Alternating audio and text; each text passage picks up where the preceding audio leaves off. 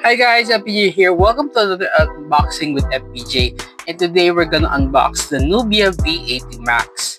And again, if you remember, I had the V80 design, and now we're gonna try out this V80 Max. Okay, so as you can see, it has what you see in the box, the phone itself, the unit, and it also shows the different specs of the phone itself. So from this box, it says it has a 6000 milliampere bypass charging. It has a 6.9-inch 120 Hz durable glass display. It has the lane level precise navigation and the 2 certified drop resistance. So yes, in this day and age, we need tough phones, and the new V80 Max says it is very tough. So we're gonna unbox this one now. So quick rundown lang ng box at itself. Let's see. Okay.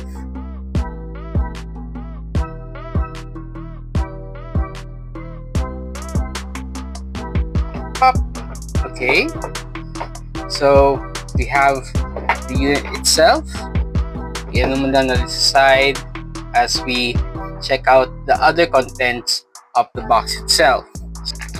We have the jelly case, which is a clear jelly case. Ayan.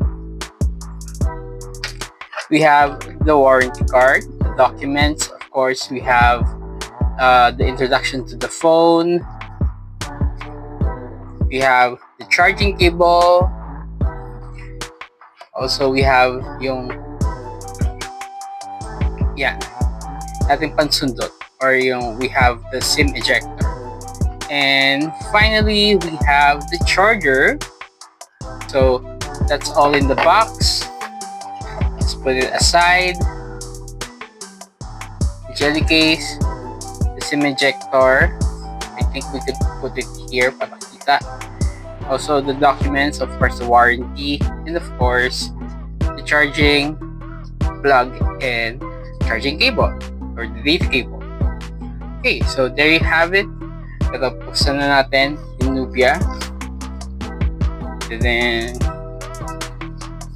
okay, so you can see, wow, it looks premium, and it looks like a premium phone that yun nga, if you could notice.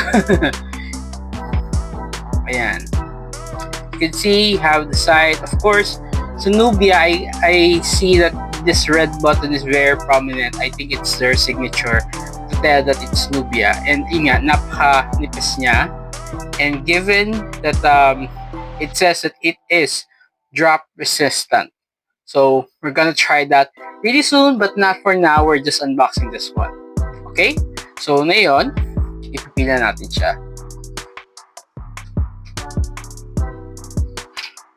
Yay! Dinikit doon. Okay, so there you have it. We're gonna open this one up. So pindutin natin yan. Nubia. Yeah. Okay, while we're waiting for this one to open up, we're gonna fit in the jelly case to see how the phone looks with the cover. Ayan. And as you can see, it's a perfect fit. So this one is sky cyan color, and as you can see, perfectly aligned yung cameras. The design is very clean, and also it looks premium given its price. Kaya we're gonna try this one out nga. Ayan. And we're gonna quickly set it up.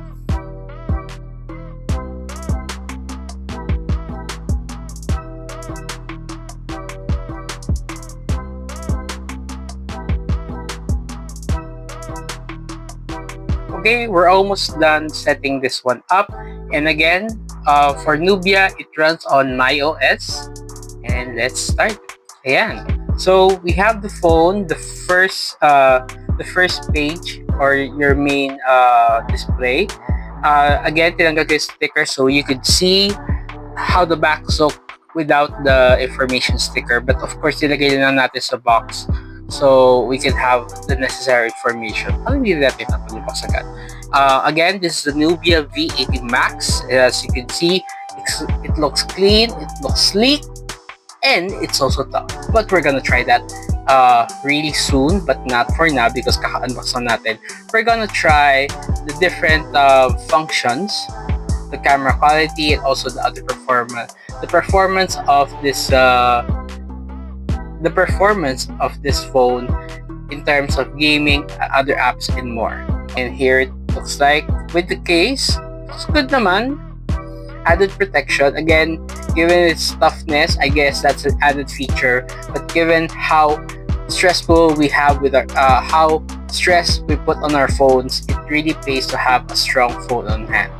I'm gonna share more about the phone really soon, about any other features that I would like to highlight, and also what are my other impressions of the phones really soon, including the toughness test. So there you have it. That is the unboxing and first impressions of the Nubia V80 Max.